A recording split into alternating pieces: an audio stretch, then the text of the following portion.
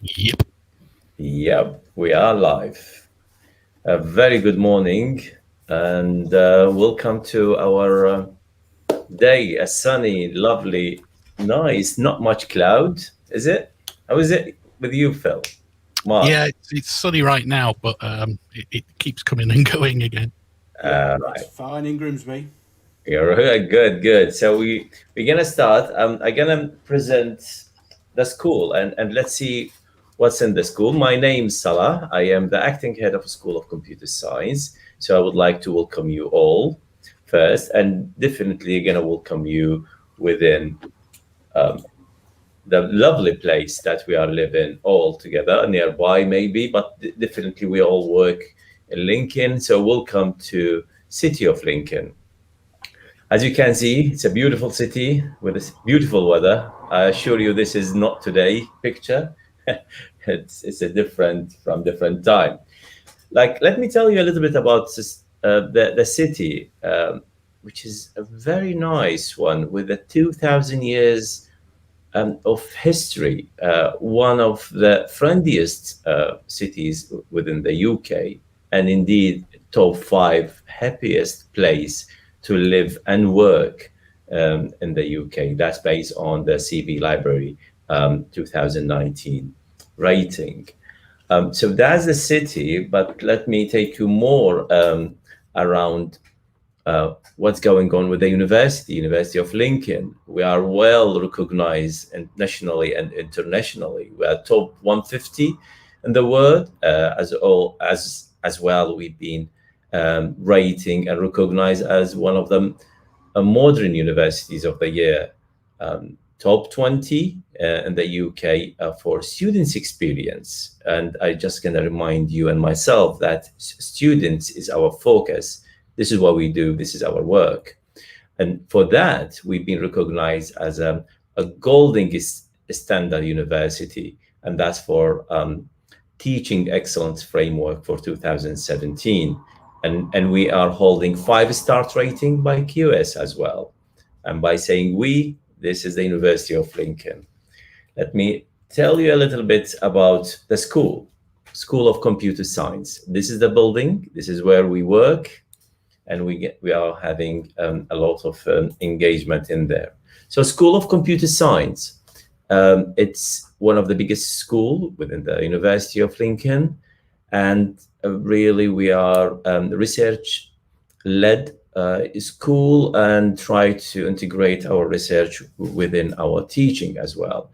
So the frame of the school more focus around robotics, autonomous system, computer vision, image engineering, medical applications, technologies, game computing, VR, AR, and AI, artificial intelligence, and human computer interaction. So that's kind of a flavor of research that we are doing within the school.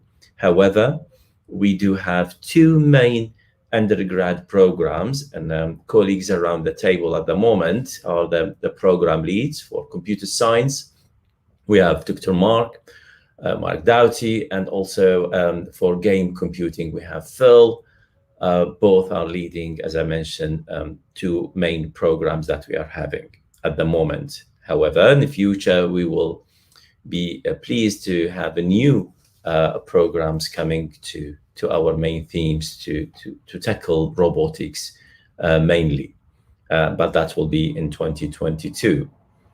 Our postgrad have more portfolio. Our postgrad programs mostly focus on robotic autonomous, like in MSc. We have MSc in computer science. Game development and design is another type of MSCs that we are having, in addition to intelligent vision, cloud computing, which is going to start very recently. This is a new path and with a partnership with Microsoft, and I will talk about that in a bit. Next academic year, we're going to have a new master degree in data science and applied analytics. We are expanding our portfolio to really look to address the market needs for specialized skills and knowledge around that. In addition to those undergrad and postgrad, we have our research degree as an MPhil and PhD, as well as Master by Research. All these programs has been accredited before by British Computer Society, and the new one will be credited as well, hopefully by next summer. Right, so if I'm going to look at what we're doing for research, we have mainly for research groups, centers. We have Lincoln Center for Autonomic System, LCAS. This is one of the well-recognized internationally research center.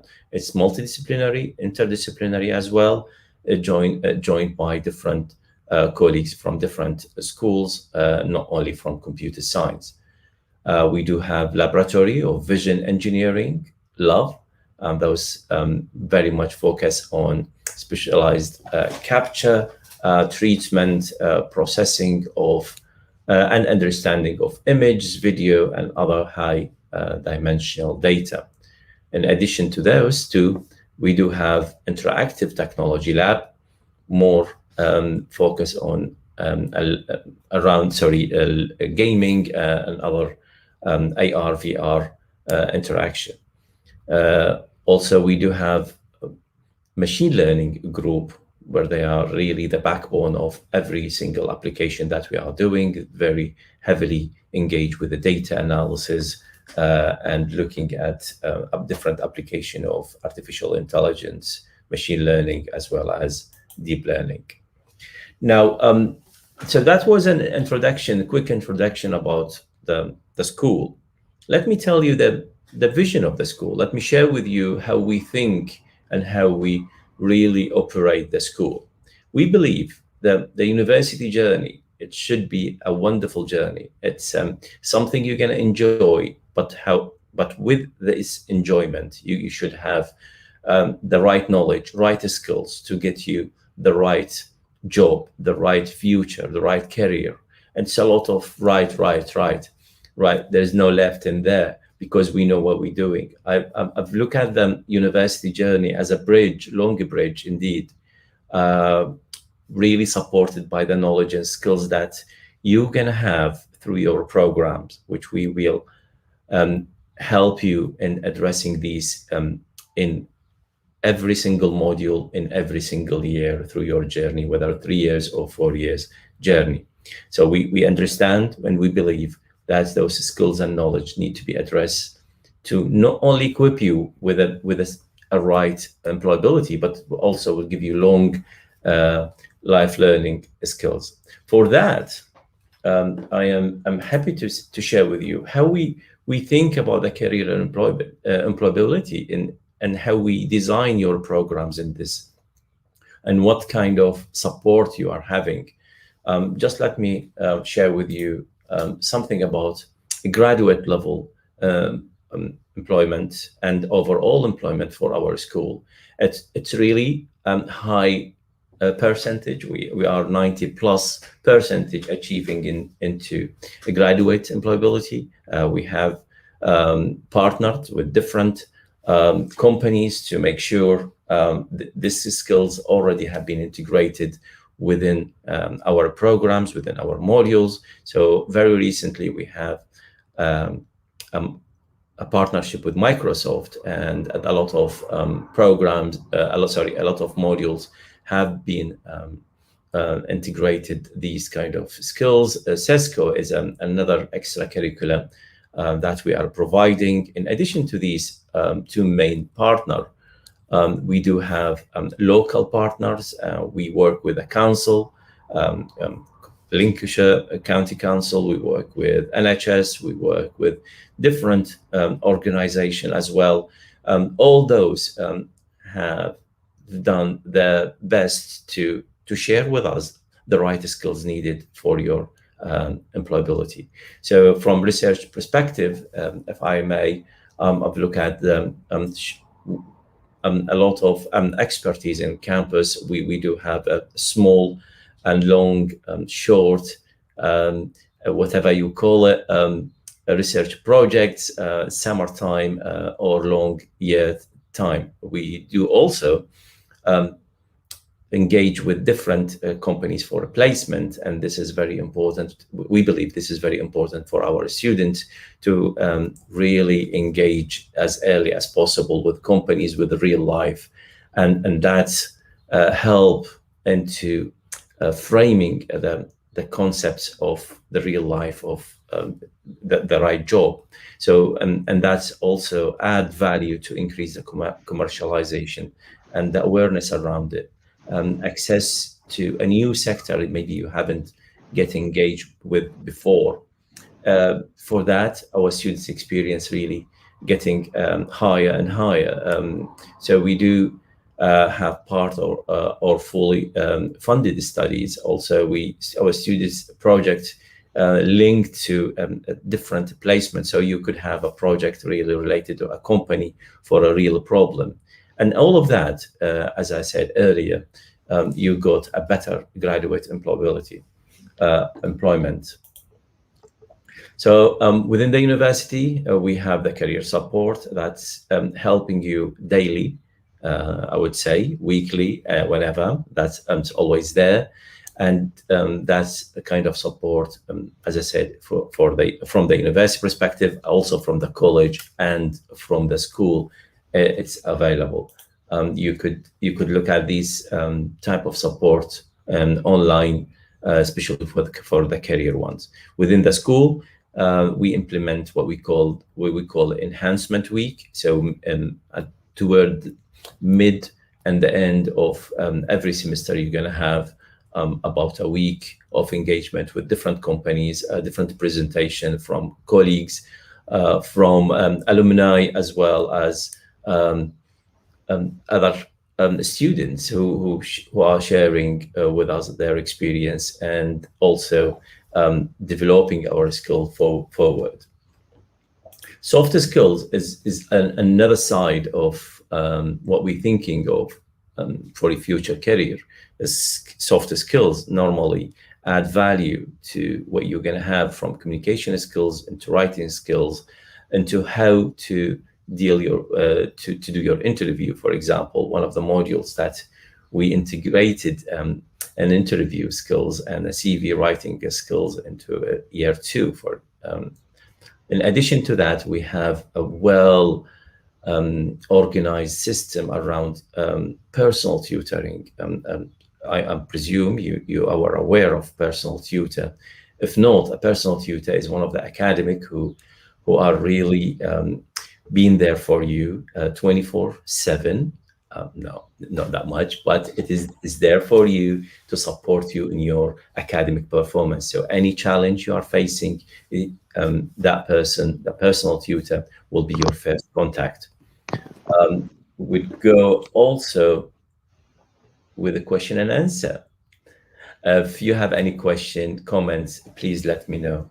We are here to help and clarify your next move. So thank you so much for listening. Thank you. All right. Hello, everyone. Pretty sure you can hear me. Just making sure that my microphone is working. Yes, it is, isn't it? Yeah, I can hear you. Thank you. Thank you very much. All right, let's share my screen. Thank you very much, Salah. So my name is Oliver Simonesic, and I was a bit late, I admit, to this presentation, so sorry for that. And my job is admission officer. So some of you has already been in touch with me just to discuss the University of Lincoln or the programs that we've got available at the School of Computer Science. Some of you have talked to me on campus during the tours that we're doing. So my job is basically, I'm the first person to contact if you've got any questions outside of this presentation. So feel free as well to ask us questions and comments during the presentation. I'll be there to answer them as much as possible. And of course, you can contact me over email. I've got a bit of a complicated Polish surname, OS@YMENEZYK. I'll put the email in the chat as well. So if you've got any questions, just feel free to ping me an email. So, as Salah mentioned, we're the University of Lincoln, right in the center of the East Midlands. Quite a nice place, lovely place, not too far from York, Leeds, Sheffield, Nottingham, Norwich, Peterborough. It's a fantastic, lovely city with a cathedral that is one of the main places to go to. in the city.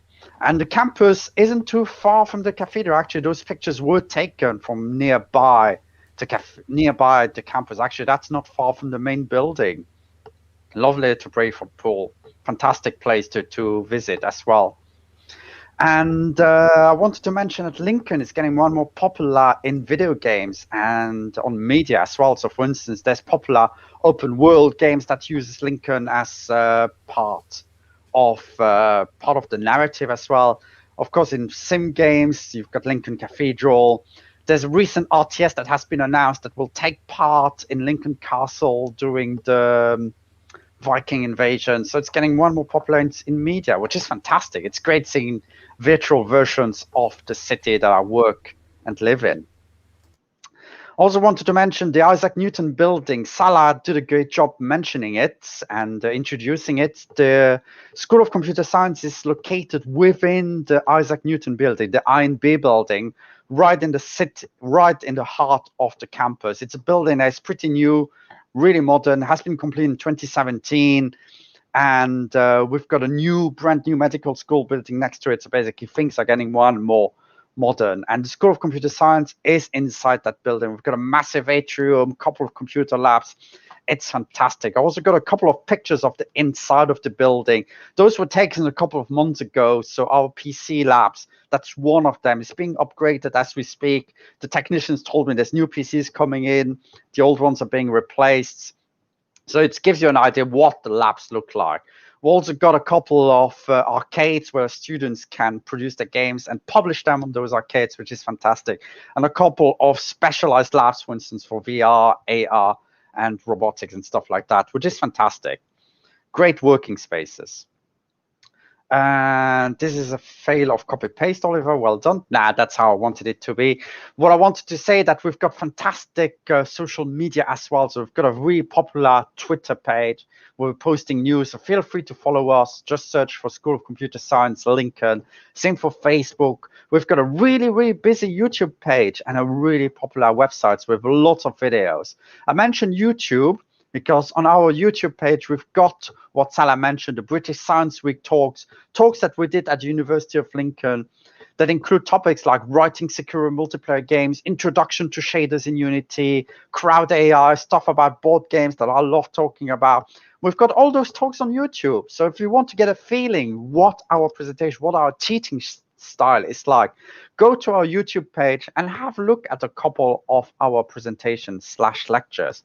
There's fantastic stuff. And of course, you're more than welcome to contact the lecturer who are presenting those to get even more information. I know Mark did a couple of talks, Phil did a couple of talks, brilliant stuff. And go on our YouTube page, have a look what's there.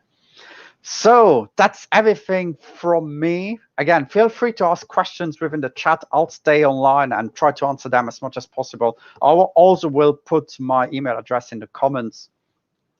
But for now, that's it from me, the admission officer. I'll pass it over to Mark Doughty, who is the program leader for computer science, and he's going to introduce computer science to you guys. Thank you very much. Right. Hello, everyone. So I'm going to talk to you, I'm going to ramble on for a bit about computer science, about what we do at Lincoln, about the subject of computer science, and it'll only be for about 10 or so minutes, so it should be nice and quick. Okay, so I'm Mark Doughty. I'm the program leader for computer science.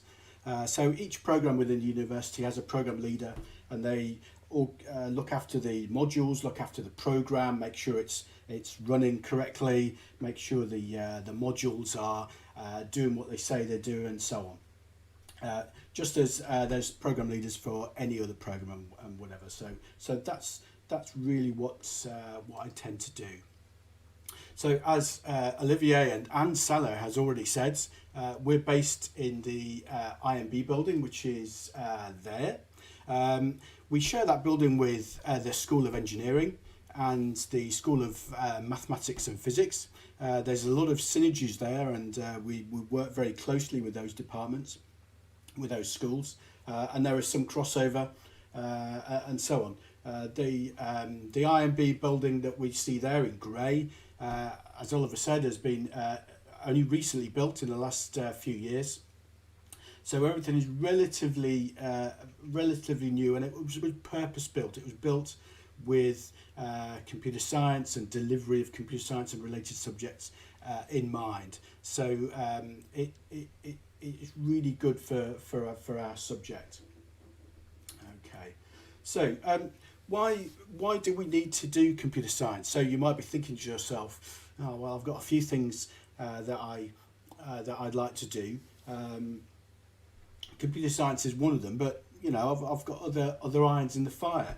But computer science really is an important subject, and it's an important subject because of this. It teaches you how to think. To be successful in computer science, you need to look at things like problem solving, logic, computation methods, mathematics, breaking down problems into smaller problems. You can probably apply this to many other subjects as well, but computer science is particularly good at it. So in education in computer science, education in programming, and understanding systems and understanding the application of computer science can be really useful to you in your future careers and whatever, whether it's within computer science or whether it's in a branch related to computer science or something completely different. That computation method, that ability that you show then to solve problems is really useful and will benefit you incredibly. So computer science helps us out. At the minute, our world is facing huge amounts of problems. Some of the biggest sort of global issues at the minute: pollution, climate change, poverty, and at the minute, health issues. We're going through a huge pandemic, which computer science has been at the centre point of trying to push forward developments and cures and vaccines and so on. Each of these areas, you might think that these areas are really, really broad. You know, they're much higher than I can ever achieve, but they're not. Each of these, you know, what you can do in computer science will incrementally influence those fields depending on where you're working and whatever. And the combination of you and others in different sectors and different sciences and so on will eventually start to push this forward, will eventually start to solve some of these issues or bring these issues to the fore. So, you know, a study of computer science can really help you along the way of understanding and trying to alleviate some of the issues that we're facing today. So in Lincoln, what could you do that could help you to do that?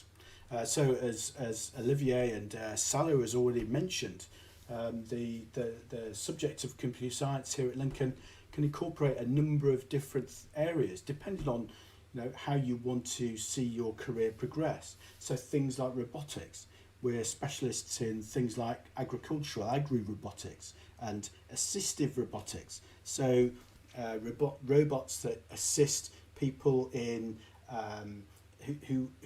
who are unable to assist themselves, for example, or in situations where you need assistance. Things like artificial intelligence, machine learning. Machine learning is a really hot topic in computer science at the minute. Understanding how we can make sort of computer systems more responsive and more sort of intelligent when it's dealing with large amounts of data, which is what is happening with the current health crisis, for instance. Things like computer vision, we're specialists, or we have a lot of expertise in things like medical computer vision, understanding how computers can interpret medical images and so on, and help diagnoses of conditions and so on.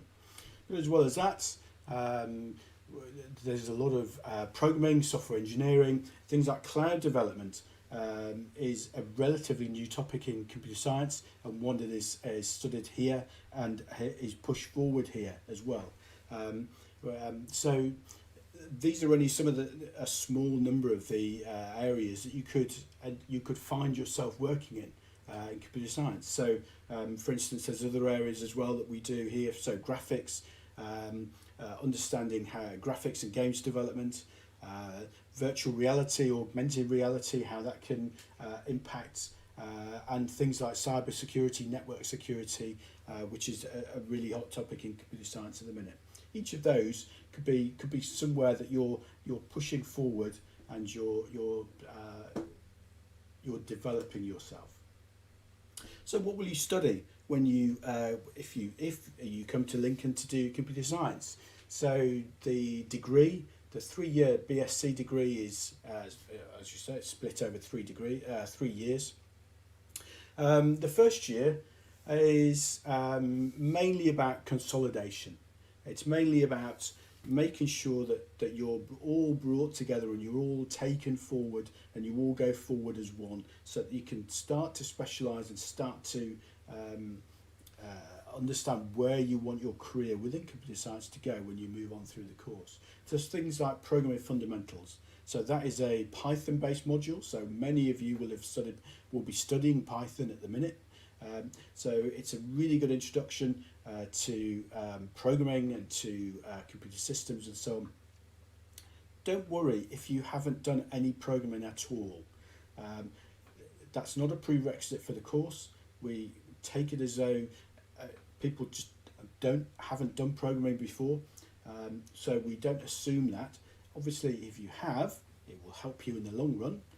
But we don't insist. We don't ask for any programming background at all.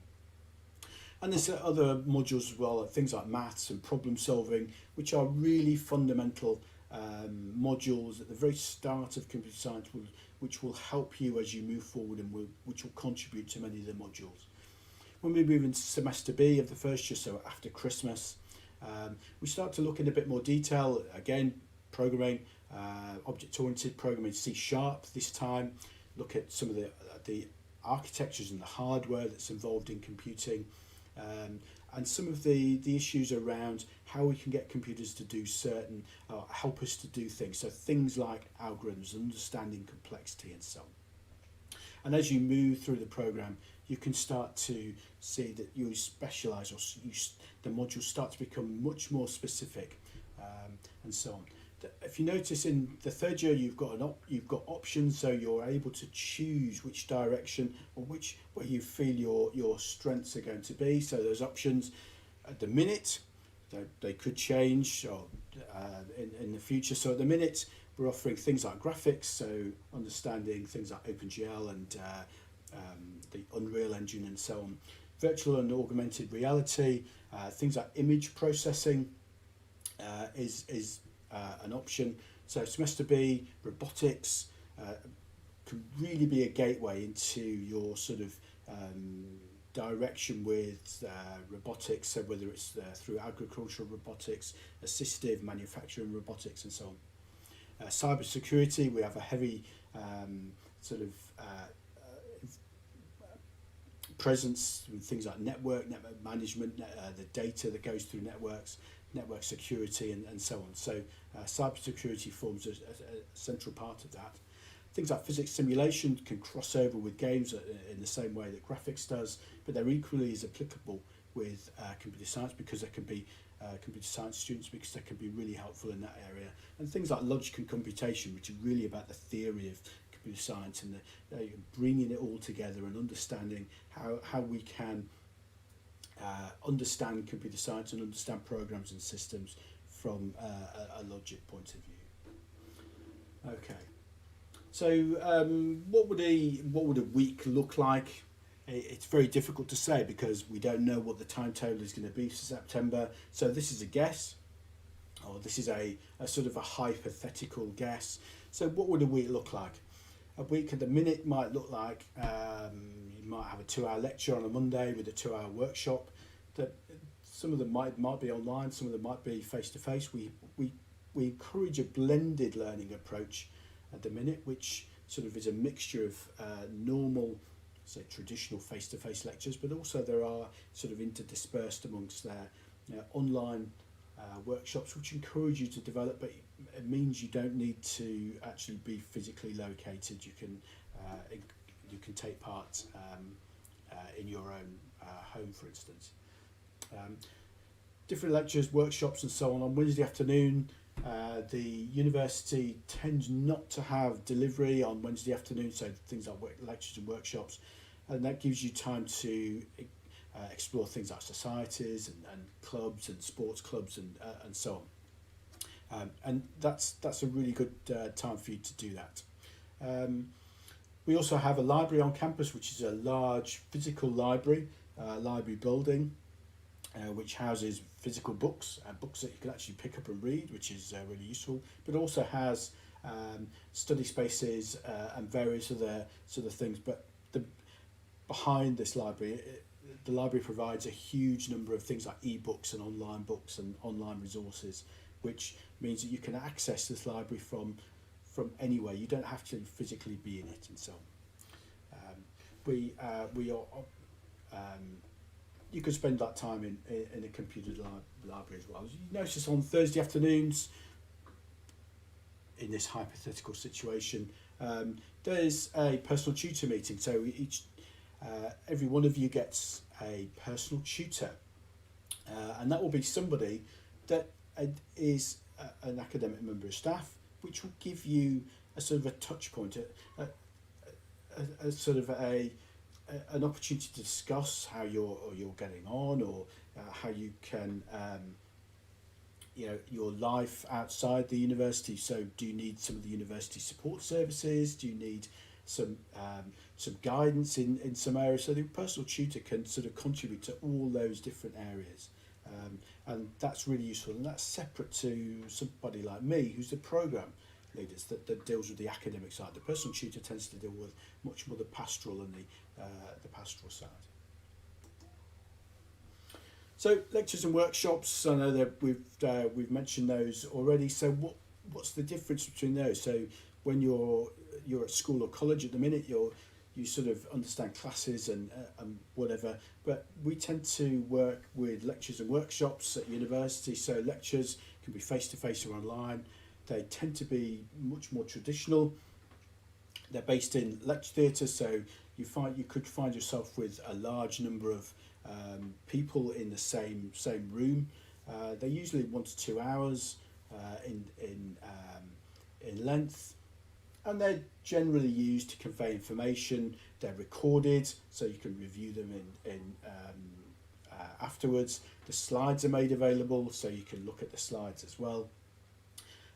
It's an opportunity for you to ask questions, take notes. It's something which is very similar to what you understand now as a class when your material is delivered. The workshop is different. The workshop is much smaller. It's based in what we have computer laboratories. So the School of Computer Science has a number of laboratories with whether it's a large number or a small number of computers in. Those computers are all dual monitor. They're mostly Windows computers, but we have Macs, and those Windows computers are dual boot as well, so they can boot into things like Linux and other operating systems. Those workshops are used to practice what you've seen in the lectures, do tasks, do assignments, and they're supported. They're supported by the tutors on the module, the demonstrators, which tend to be PhD or postgraduate students who have gone through the module, who want to help and give you support as well. Tend to attend these when the timetable says you should, but these labs are also free for you to attend when they're free and when they're not being used for timetabled sessions, so you can work in your own time as well. So what else can you do while you study? So things like extracurricular activities. So we've already mentioned the Wednesday afternoon societies and clubs and so on. But you can also do some things which are related to the subject. So we offer things like industry certifications. they tend to be around Microsoft's Azure, so the cloud-based platform. We facilitate you to achieve those certifications. We also help you to achieve CCNA networking qualifications as well, which can be really useful if you want to move into networking and cybersecurity and network management and so on. As well as that, there are things like organised development events. So Phil might talk about the Global Game Jam. So that's every year. That's a big part of what we do. So we bring people together in one place. They work for, I think it's 24 hours, and on a theme topic, and they try and develop something within that time. There are many other examples of this that are facilitated by things like people like the Computer Science Society, which is based on campus, and so on, whether it's hardware-based software, whether it's for a third party. I know the other year we're working with the police force in Lincolnshire to develop software solutions to certain things that the police force were looking for. So facilities, there are many facilities. I know that Olivier was going to run you through a lot of facilities this morning, but which couldn't happen, unfortunately. But things like we have large computer labs. In those computer labs are, as was said, Windows, Linux machines, Mac-based machines, but also we have a large amount of things like hardware that can be loaned for projects, but also used in the modules. So things like Raspberry Pis, Arduino boards, virtual reality headsets, things like mobile devices, so whether it's phones, tablets, emulators or whatever, things like robots, robotic kits, whether it's large or really small robots like Roombas, for example. There are many examples of different things which can be made available to you. So understanding computer science, or looking at computer science at Lincoln, can really sort of open the gateway, I think, to your career, to your development, and there are many things in Lincoln which will help you to do that. Whether it's the subjects, the modules that we studied, the kit that is used by those modules, or the environment and the staff, all of those can help you get towards a career and a goal which can be useful to you.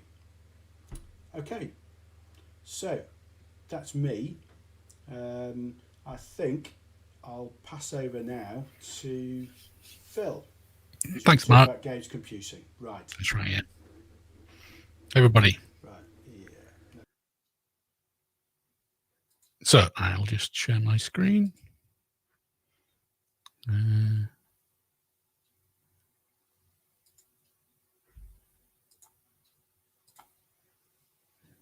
Hopefully everybody should be able to see that.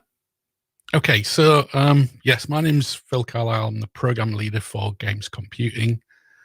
And so I'm going to take you through, I'm not going to try and duplicate stuff that Mark's already talked about. So we'll skip some of the sort of buildings and that kind of thing. But to give you an idea of my background, I'm a professional games programmer. I've been programming games. I actually put 20 plus years here. It's more like 25 or something now. It's pretty scary. And I've shipped a number of games across different platforms.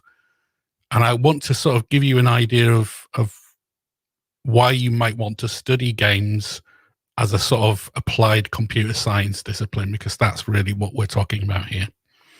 So my background is obviously as a games developer and a researcher at the university, specifically around what we would call creative technologies. So games and VR, AR, and applications like that. So what is games computing and why would you study it? Well, the thing that we're talking about here really is that we actually are studying computer science, but we're using it as an applied method for the study of creative technology sort of based artifacts. So basically games, but there's lots and lots of different applications that we can use those techniques on. And I'll talk about some of those in this presentation. But the main thing is that we're talking about essentially the technology and design of these things. So it's basically computer science with a games focus is what is the TLDR for it. So why would you study it? This is a bunch of information that came out about, what, a month and a half ago-ish, something like that. The Department of Culture, Media and Sport produces these reports every year, and they're kind of, basically like what happened a couple of years ago kind of reports. But the last one that came out basically said that the creative industries contributed 111 billion to the UK economy in 2018, and that's been increasing very quickly up until the point when they did this data. But the interesting thing is that the creative industries and the digital sector combined, which is part of the DCMS's remit, was something like 250 billion. So apart from finance, the computer science creative industry sector as a whole is pretty much the second biggest money making center in terms of industry for the UK. So to put it simply, right, that the industry is a very big contributor to the UK's economy. And why would that be important? Well, it's important to sort of understand where media technologies are going. So I put together a few slides to try and sort of illuminate this point. One is that there's a company called Epic Games that do an engine that we use a lot called Unreal Engine, and they were recently valued at $17 billion-ish. But they also got a couple of $1 billion funding, and again, you can go to the VentureBeat article for this. But the point is that this is basically a games technology company. It's a game development company as well. They make their own games, but ultimately they got significant valuation and funding because everybody sees the way that the media industry is heading, and a lot of it is heading towards games. So companies like Amazon are buying into this kind of thing as well. So companies that are delivering technology, which is basically what we're training for, are getting significantly increases in revenue, but also valuations. So ultimately, a lot of the big technical sector companies like Microsoft and Amazon and those kind of people are investing heavily in this sector. So it's important to think about that. And this is one company, right? So one company's estimated 17 billion valuation. And one of their competitors, a company called Unity that do a sort of competing engine technology, a 13 billion valuation. I've actually seen this as a 17 billion valuation somewhere else as well. So the point is that we're talking multi-billion-dollar companies that are basically working on the same kind of technologies that we're teaching. And we're using these technologies ourselves to develop artifacts for things like research and for commercial clients. And this is another interesting slide that came out from a presentation that Microsoft did recently. I think it was there was something for their E3. But anyway, and you can kind of see the trajectory. Hopefully you can see my cursor. The trajectory of games as a media item. You can see that like cinema's kind of going down, video, obviously, books and music are kind of stable. Paid TV's going down a bit, but it's still, obviously all of the streaming platforms. But you can see that the trajectory of games, and clearly Microsoft are investing heavily in that because of the sort of increase in media interest in games and games technology. So you can see that a lot of media companies are investing in this area. So the reason why I suggest that studying games computing is actually a really good thing to do is because there's loads of really interesting challenges. There's a lot of interesting challenges that are kind of applied computer science challenges. So what will you do when you study with us? Well, the main thing is that you'll develop a load of games. Games companies themselves want to recruit people who can actually complete games. They can ship product, right? So ultimately what they want to see is people who can complete things And one of the best ways of doing that is with a portfolio of products. So one of the things that we will do is teach you through practice, but also give you the opportunity to create games so that you can show those in portfolio. But the point is that games, that the skills that you learn on a games degree are not just about the games. They're about the sort of basic computer programming skills that you need for lots of industries. And that's what I want to try and cover today, really. So here's an example from Epic's Unreal Engine site. And this is just to sort of highlight the point that even though Epic is a company that develops a big game called Fortnite, and they're a technology provider providing the Unreal Engine, if you look at the actual uses of the Unreal Engine, you can see that there's a whole bunch of different types of industries. So things like film and TV use the engine as well. This is all real-time graphics technology and physics and those kind of things. And it's used a lot in sort of media products, right? So things like architecture, where you need a visualization for a walkthrough of an expensive building, film and TV, where you want to do interactive broadcasts and those kind of things, automotive and transportation, where you want to have things like a 3D rendering of a car and be able to change parts on it and change the colors and those kind of things, can be powered by engines like the Unreal Engine. And you can see that there's, if you actually go to the Unreal Engine site, you'll see that there's a whole bunch of different interesting use cases. And what we're saying is that the computer science and the games computing side of that is what powers a lot of these technologies. So not only will you be able to use these technologies, but you'll be able to create them as well. And that's the fundamental challenge, really. The applied side of computer science for games computing is to be able to produce the next Unreal Engine, or to work with Unreal Engine to produce new functionality.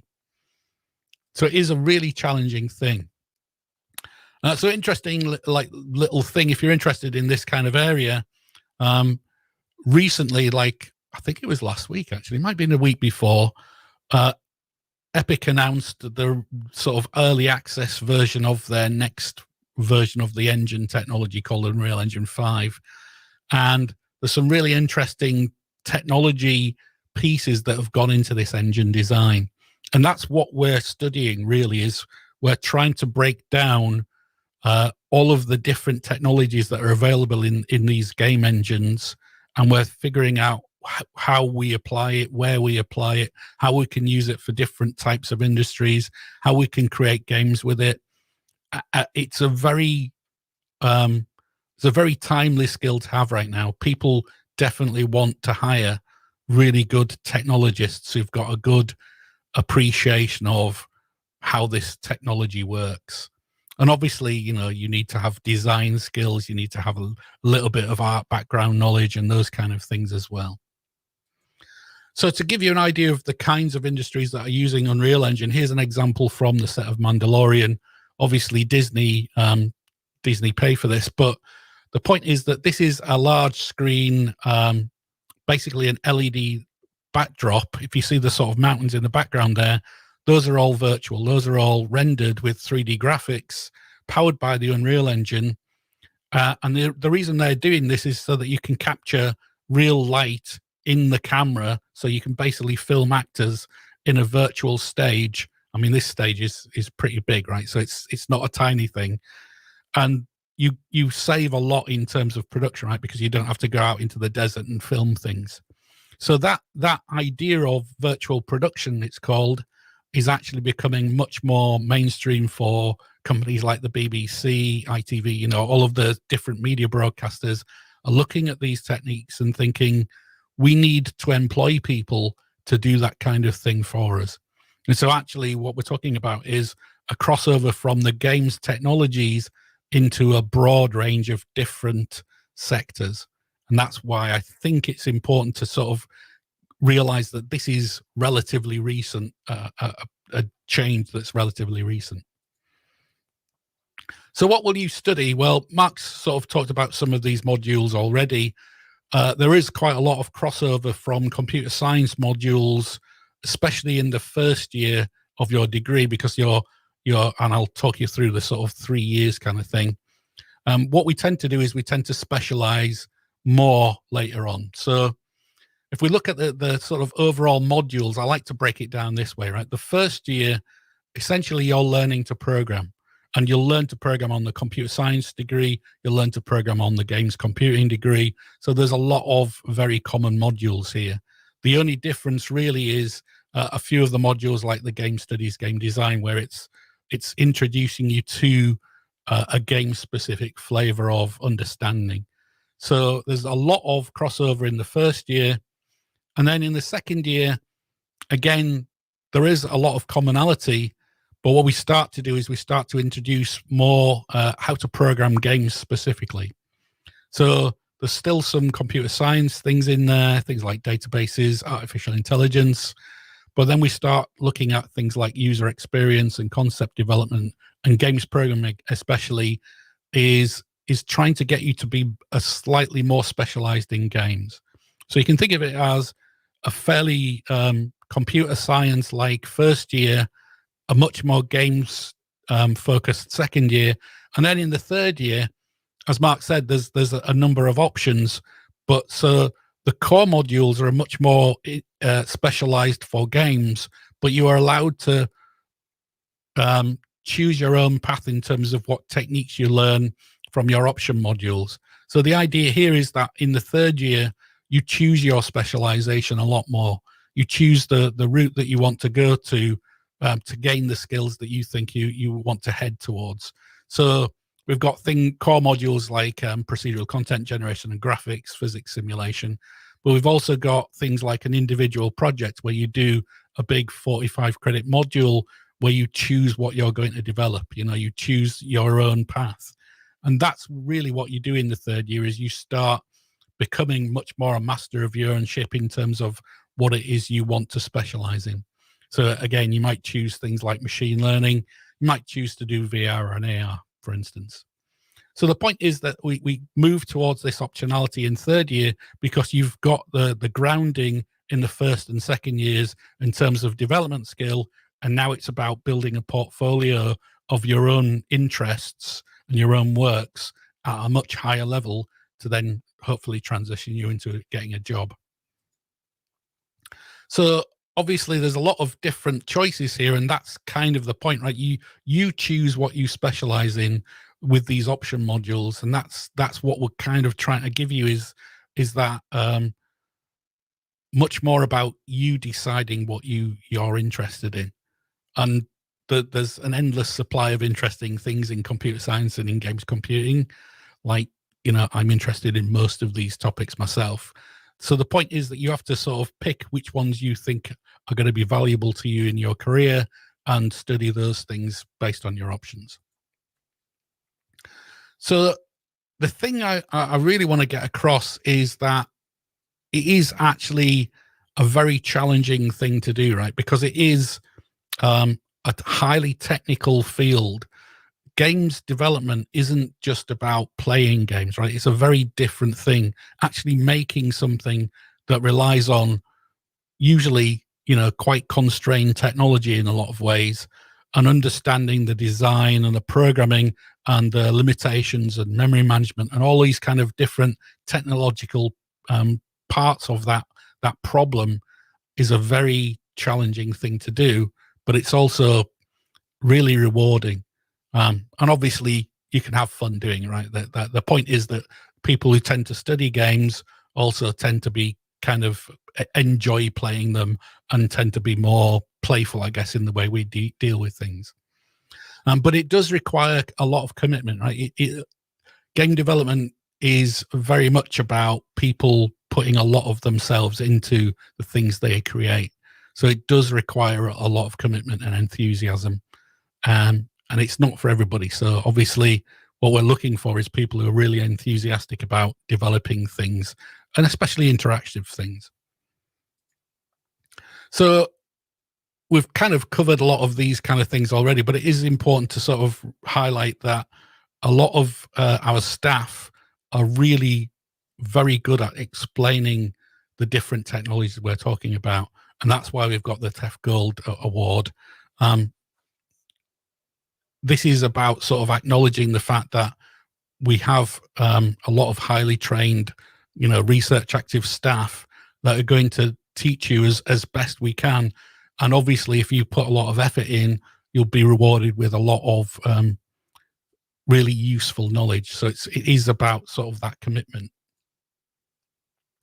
So there's a couple of interesting things that I think it's just worth pointing out, and it has been pointed out already, but there are opportunities for placements. Games placements tend to be a bit more erratic than computer science ones, just because games companies tend to be on much shorter time frames for things. So they work on products, so if a game's coming along and it needs students to work on it, then you might be lucky.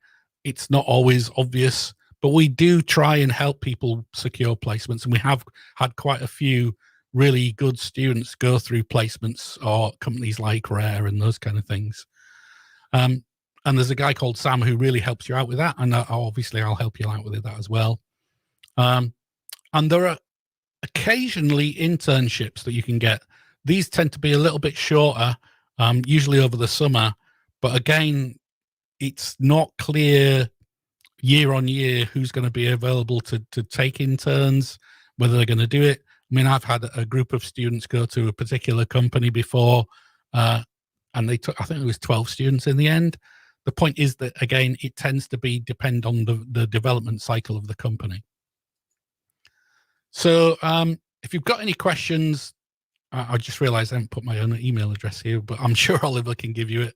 But it is really useful to reach out to our Twitter feed. Obviously, you can see the Twitter handle there. We've got a whole bunch of blogs and the Facebook and the YouTube channels, obviously. So I'll pass this back to Oliver, and hopefully he'll give you my contact details as well.